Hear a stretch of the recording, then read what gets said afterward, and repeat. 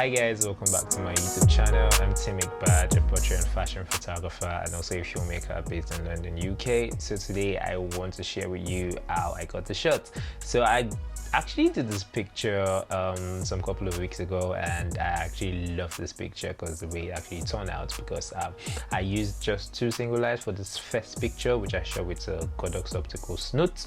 And yeah, I should be bringing more pictures using this Snoot because I think it actually makes my picture look different, or it actually gives my images a new feel compared to like just a normal kind of like images.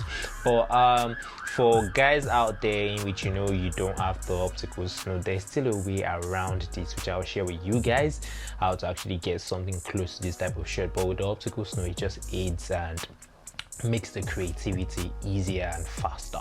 So without further ado, let's jump straight into the video. So guys, I decided to shoot this picture with an optical Snoot by setting up the optical Snoot first off, because the reason why I did this is because I want to be able to see what the light is giving me. And if you have a modeling lamp for your light, I think it's actually very important for you to turn on the modeling lamp so you can actually see what the optical Snoot is doing in the picture. Because I think many a times the optical Snoot is actually for like continuous light, so you can be able to see the output of exactly what you're doing. But as photographers, we had to inculcate that into our system also. I don't know, maybe I'm correct, but I think because more for videos. So but anyways, I decided to use an optical Snoot with a more like a window slide kind of stuff that comes with the Snoot. This is a different type of vibe. It's more like some window railings. There are different ones that comes in the box, so I decided to pick one of them and actually use it, so it creates more like an effect, more like the light is coming from a window.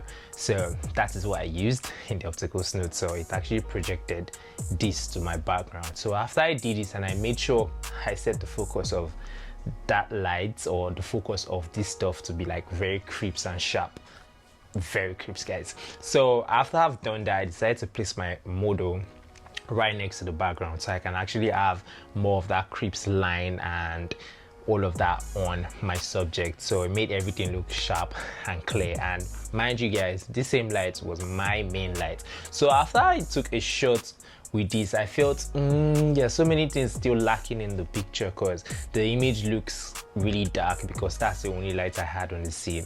I felt okay, yes, since the theme I was going for is more like colors, and with the style in which the model was actually putting on is more like a green kind of feel, then I felt okay, yeah, it's actually look really nice for me to be able to add a color to it. So I decided to add another light, which was actually bare bulb also. I decided to put up a green gel on this particular light to act more like my fill light. So this light was actually my fill light straight right in front of me, or behind me, just to blast the light on my model and everywhere. Since there's a green gel on this particular light, it made all the whole scene and everywhere look green. So anywhere there's a shadow area would automatically turn green. So that was what I did. Then I decided to take my shot, and here's the results, guys. Moving on to the next part of the shoot is I decided to use, because the model is still in the same styling, so instead of me just having just one single type of shoot or single type of picture, I decided to switch up the whole setup. So this time I decided to get in some couple of props, like the old fruits vibe in front of the model. Then I brought out one of my other backgrounds. Yeah, I actually used the background on a table, which is, I think it's more like a lasto light kind of background, very huge. I'm going to put the link in the description down below. So I decided to because I know I don't have a green backdrop to put on the table, then I decided to use this more like my backdrop. Then I decided to place the last light backdrop on the table, so that added green, because I was going all for a monochromatic look. So I had my model putting on green, the table is green, then the background, guys, was gray. So what do I do about this? I decided to light the background separately.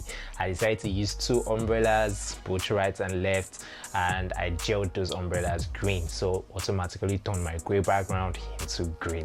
So I had green background, green outfit on my model, green table, and my lighting was just a beauty dish as my main light with a grid on. I decided to put the grid on the beauty dish because I don't want the lights coming from the beauty dish to like spread all over the background and all of that. So, and also the last and final light which I used was a 7-foot octa right behind me to act more like a fill light to actually just fill up the whole shadow and open up the shadow, like the shadow around the model stop beads, the shadow around the fruits on the table and all of that. So I actually used 4 different light setup. So that's the way I actually did this particular picture. Guys, I hope you've been able to learn something new in this video today. If you have, kindly like, subscribe, and don't forget to hit the post notification bell to get notified as I post new videos weekly.